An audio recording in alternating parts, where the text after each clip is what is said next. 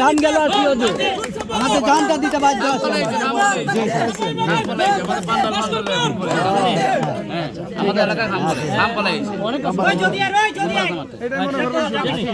দোয়া করবা। আর আমি যেন আপনাদের হয়ে আপনাদের পাশে থেকে শান্তি সম্প্রীতির মাধ্যমে এবারে যে নির্বাচন আসছে আমরা যেন আপনাদের কাছে আমাদের প্রত্যাশা থাকবে যে এই দেশের চা শ্রমিক যেভাবে তারা মেহনত করে, তাদের যে কষ্ট ক্লেশ আছে, দুঃখ দুর্দশাগুলো আছে, সেইগুলো যেন আমি নিজের চোখে তো দেখেছি, আমি সেইগুলো যেন রাষ্ট্রতন্ত্রের গুরুত্বপূর্ণ জায়গায় তুলে ধরে মানবিক যোদ্ধা হয়ে যেন আপনাদের পাশে সব সময় থাকতে পারি, আপনাদের সুখে দুঃখে আপনাদের দুঃখ দুর্দশা যেন দূর করতে পারি। সবাই আমার জন্য আশীর্বাদ রাখবেন, পাশে থাকবেন, দোয়া করবেন ইনশাআল্লাহ। হ্যাঁ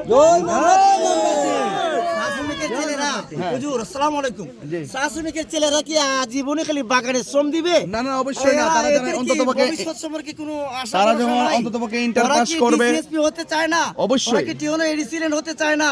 ওদের শিক্ষা ব্যবস্থা নিয়ে আপনি কি চিন্তা করতেছেন? আমি অবশ্যই কথা দিচ্ছি যে অন্ততপক্ষে চা শ্রমিক যারা রয়েছেন তাদের যে লেখাপড়ার মান, তারা যখন ইন্টার পাস করবে তাদের জন্য অবশ্যই যারা লেখাপড়া এসএসসি থেকে ইন্টার পর্যন্ত পদার্পণ করবে তাদের জন্য অফকোর্স আমরা কর্মসংস্থানের ব্যবস্থা করব, যার মাধ্যমে তারা কি করতে পারবে, তারা নিজেরা স্বাবলম্বী হতে পারবে এবং বাংলাদেশের একজন সুশীল নাগরিক হিসাবে তাদের পরিচয় আত্মমর্যাদার সাথে তুলে ধরতে পারবে। ঠিক কিনা বলেন?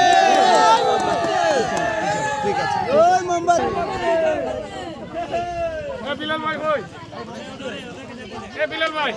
পিছনে আসুন, পিছনে